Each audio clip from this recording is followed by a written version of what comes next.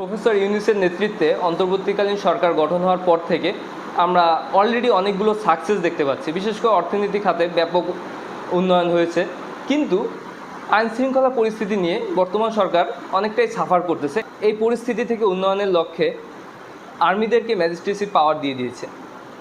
এটা কতটা ইফেক্টিভ হবে বা এটা কেন করা হলো এবং বাংলাদেশ কি মার্শাল লয়ের দিকে যাচ্ছে কি না, এই ব্যাপারটা নিয়ে আমরা আলোচনা করার চেষ্টা করব এবং এটা সম্পূর্ণভাবে বোঝার জন্য আমাদের একটু গোড়া থেকে দেখতে হবে যে এটা আসলে কেন করা হলো এবং এটা কতটা ইফেক্টিভ হবে।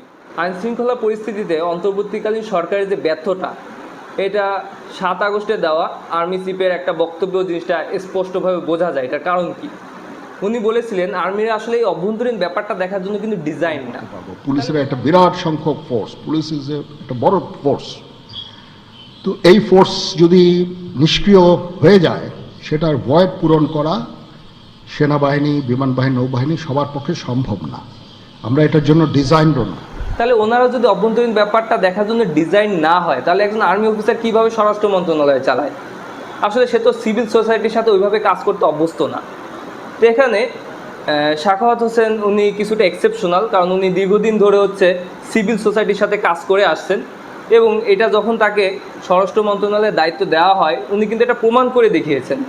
উনি একটা বক্তব্য দেওয়ার সাথে সাথে পুলিশরা কিন্তু কাজে যোগদান করা শুরু করছিল এবং বিজিবির কথাও যদি বলি, তাদের মনোবলও কিন্তু ব্যাপকভাবে বেড়ে গেছিলো। কিন্তু যাই হোক, শেষ পর্যন্ত উনি এই ডিপার্টমেন্টে কন্টিনিউ করতে পারেন নাই এবং শেষ পর্যন্ত আমরা দেখছি যে নেটিজেনরা কিন্তু এটা নিয়েও অনেকটা কনসার্ন হয়েছে। পরবর্তীতে মানুষজন এখনও মনে করতেছে যে সাখাওয়াত হোসেন আসলে ওই পদটার জন্য যোগ্য ছিল। আসলে এটা ব্রিগেডিয়ার সাখাওয়াত হোসেনের পরিবর্তে যখন লেফটেন্যান্ট জেনারেল জাহাঙ্গীরকে দায়িত্ব দেওয়া হয়েছে, দেন আমরা অলরেডি বুঝতে পারছি যে উনি ক্লিয়ারলি ফেল। যার কারণে এই সরকার নতুন কি করতে পারে? এই সরকার তো আর বারবার চেয়ার পরিবর্তন করতে পারে না, তাইলে সরকারের ব্যর্থতা প্রকাশ পায়। আবার যেহেতু তিনি সিভিল সোসাইটির সাথে কানেক্টিভিটি কম থাকার কারণে আইন শৃঙ্খলা পরিস্থিতি ঠিক করতে পারতেছে না, তাহলে তিনি তার এখন কী করণীয়? আমরা একটা বিষয় জানি, তার একটা গুণ আছে যে সে অ্যাজ এ লেফটেন্যান্ট জেনারেল তিনি অনেক সাকসেস।